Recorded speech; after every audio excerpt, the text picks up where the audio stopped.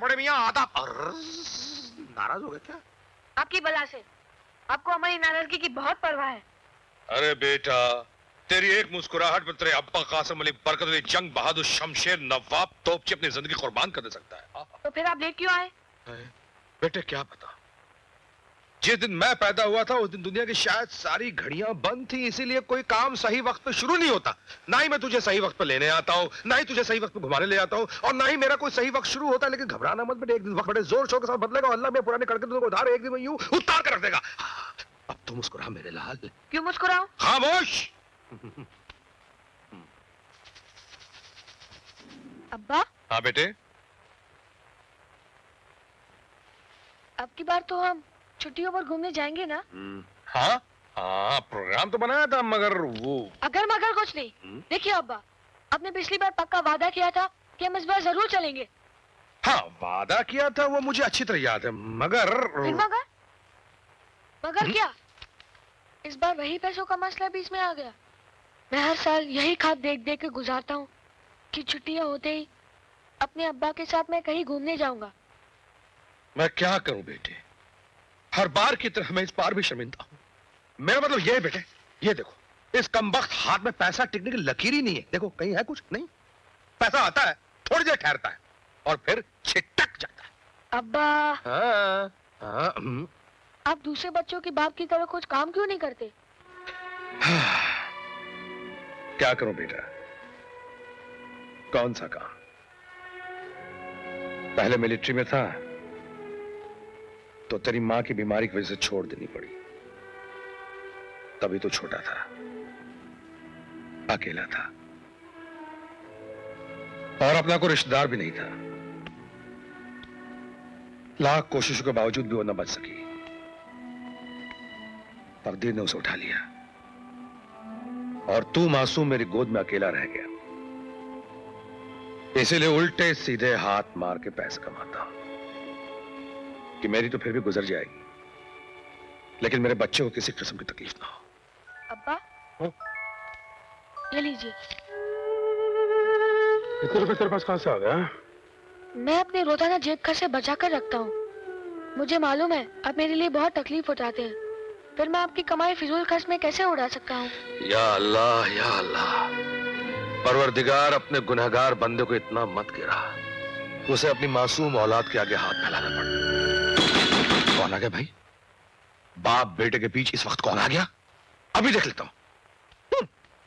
कौन है बे? माफ करना इंस्पेक्टर साहब, खुदा की कसम मैंने कुछ नहीं किया। खुदा नहीं? अब तो आप इंस्पेक्टर रहे नहीं तो मैं खामोगा काय को भी दे गया हूं। माफ करना, मैं अपनी घबराहट वापस लेता हूं। आधा बजे अंकल। आधा वर्ष जनाब की तारीफ अजी जितनी की जाए कम है, इसलिए कि मेरे साहबजादे हैं ना, नवाब हसन अली, शमशेर अली, मोहम्मद अली, गुलाम अली, नजाकत अली, कली मगर तोपची। हसन मियां स्कूल में पढ़ने जाते हो? Uncle. Very good very good. आप एक काम करो, ये लो जाओ जाकर आइसक्रीम खाओ। जी शुक्रिया। आपको अब्बा से बात करनी है, मैं वैसे ही चला जाता हूँ। तो बड़ा खुददार है।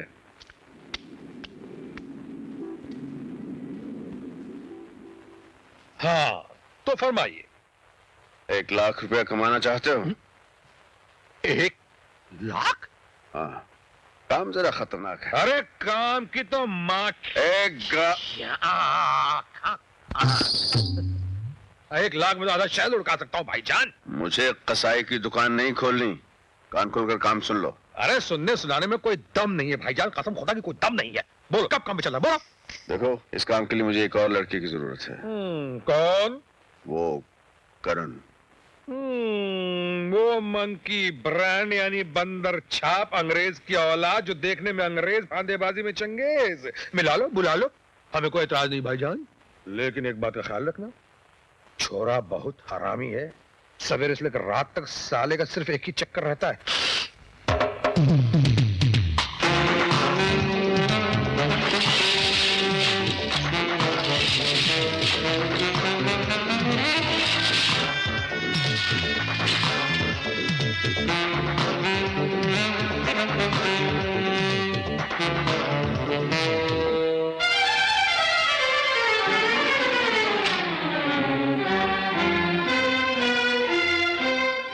मीना, हाँ? पैकेट लाए हो हाँ, तो जल्दी दो ना। दे रहा हूँ मिस मीना, दे रहा हूँ।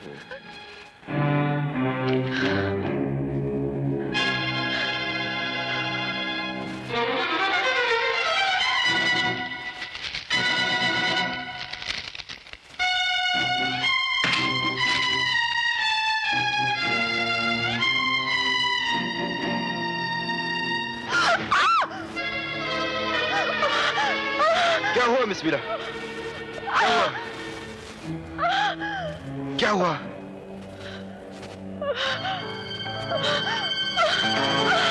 मिस मीरा क्या हुआ? क्या हुआ? मिस मीरा?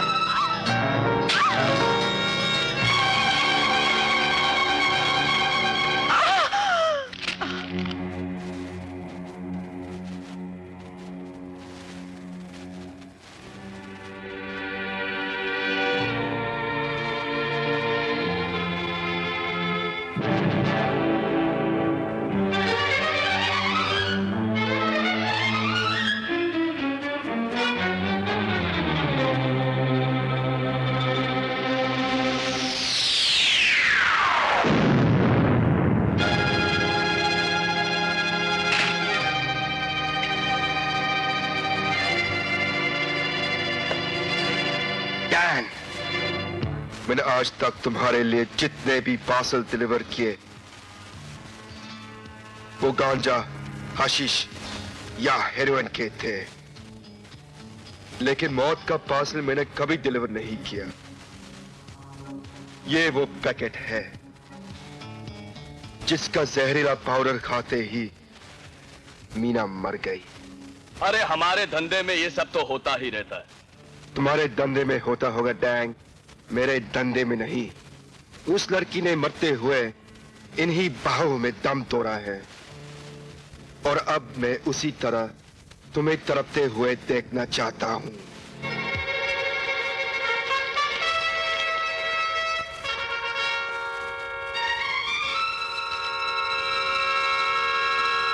खाओ इसे।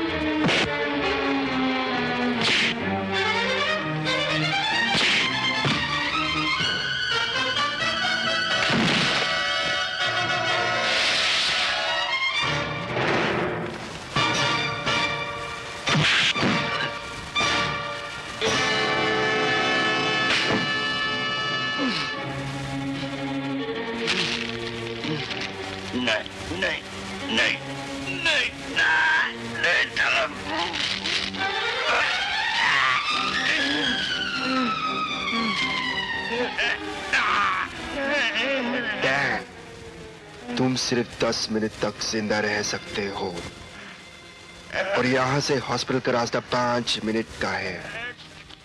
अपने आप को बचा सकते हो तो बचा लो।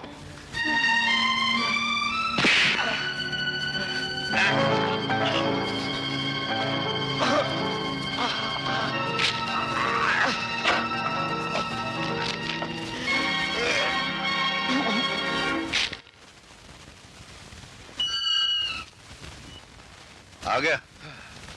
पता चला करण का? नहीं, मैंने उसके सारे अड्डे छानवारे, लेकिन उसमें बंदर छाप मंकी ब्रांड का कहीं को पता नहीं चला।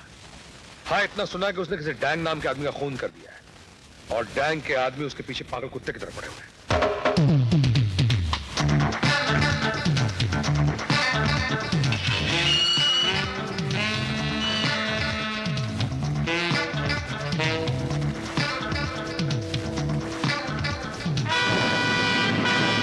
रोको।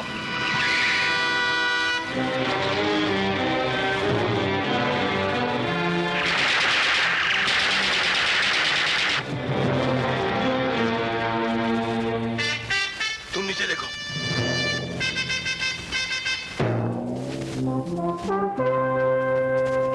तुम उधर जाओ, आओ मेरे साथ।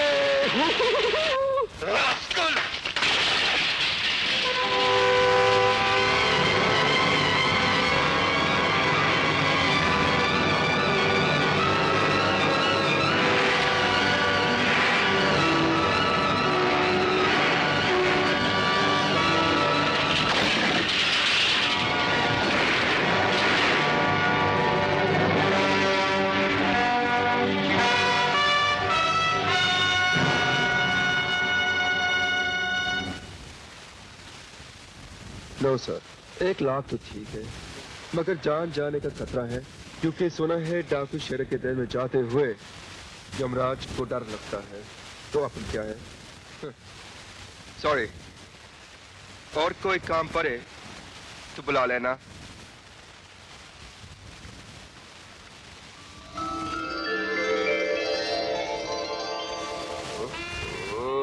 क्यों बे बंदर छाप, राल टपकने लगी साले। आपकी गाड़ी? ये है अनीता और ये हैं मिस्टर करण। इन्हीं की छोटी बहन को शेरा ने अगवा किया है। जब परी इतनी खूबसूरत है तो छोटी खूबसूरती में नाले की छोटी होगी।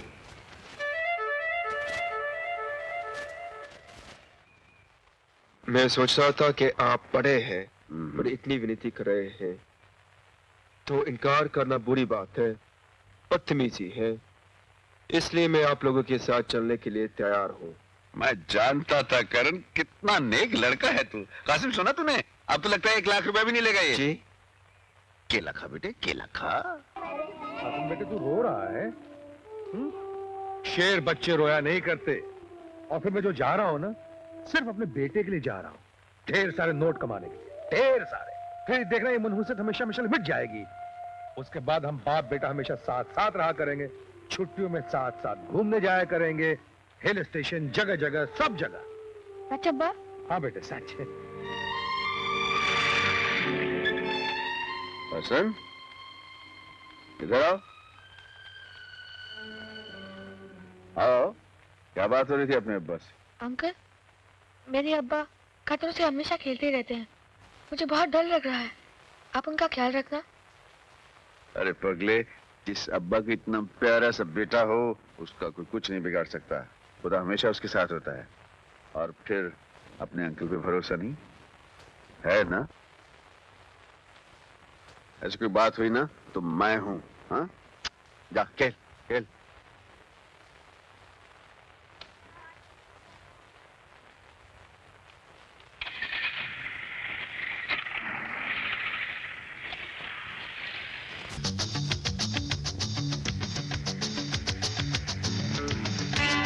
अमर भाईजान, बड़ी भूख लगी है, चल के किसी ढाबे पे खाना खाते हैं। अरे वो रहा सामने फगवाड़े का ढाबा।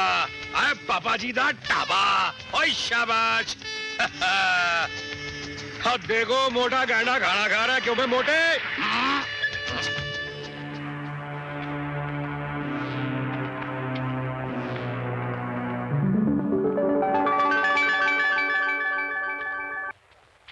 ये है बीनापुर। यहाँ शेरा ने दहशत मचा रखी है। अब कैसे भी शेरा को ढूंढना है। यानी भूतनी वाले डाकू का इलाका शुरू हो गया। बिल्कुल शुरू हो गया। अब तुम दोनों आंख को दूरबीन और कान को ट्रांसमीटर बना लो। Be alert.